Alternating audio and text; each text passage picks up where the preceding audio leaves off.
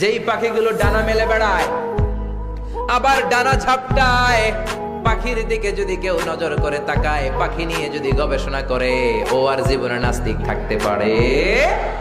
কত ধরনের পাখি যে আল্লাহ বানালেন, আপনি অবাক হয়ে যাবেন। আর কত জায়গায় যে আল্লাহ কোরআনে পাখির কথা বলে, পাখির নিদর্শন দিয়ে আমাদের মস্তিষ্কের জট খুলতে চেয়েছেন, আপনি অবাক হয়ে যাবেন।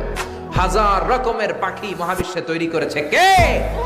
পাখির দিকে তাকালে আপনি বুঝবেন পাখির একজন মালিক, পাখির একজন রব আছে না নাই?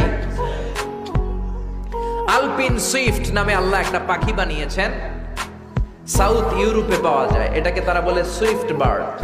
এই পাখিটা একবার যখন শূন্যে উড়াল দিতে শুরু করে, টানা 8 মাস উড়ন্ত অবস্থায় শূন্যে থাকে। আবার জমিনে নেমে আসলে কাজ সেরে আবার উড়াল দিলে আবার 8 মাস। হামিং বার্ড নামে একটা পাখি আছে নর্থ আমেরিকাতে, নাম শুনে থাকবেন। পৃথিবীর সবচেয়ে ছোট্ট পাখি। এটার প্রাপ্ত বয়স যখন হয় মাত্র 3 ইঞ্চি এটার সাইজ হয়। এই পাখিটা পৃথিবীর সব পাখি সামনের দিকে উড়ে। এই পাখি সামনে যেমনি উড়ে, অ্যাট দ্য সেম টাইম পিছনের দিকে উঠতে পারে। এই পাখিটা তার প্রতি সেকেন্ডে ডানা ঝাপটায় 80 বার। কয়বার?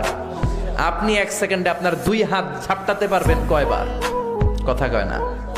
আমি 5টা ঝাপটাই মারতেই তো আমার 1 সেকেন্ড শেষ, কিন্তু এই পাখিটা 1 সেকেন্ডে ডানা ঝাপটাতে পারে 80 বার। সুবহানাল্লাহ কইতে মন চায় না?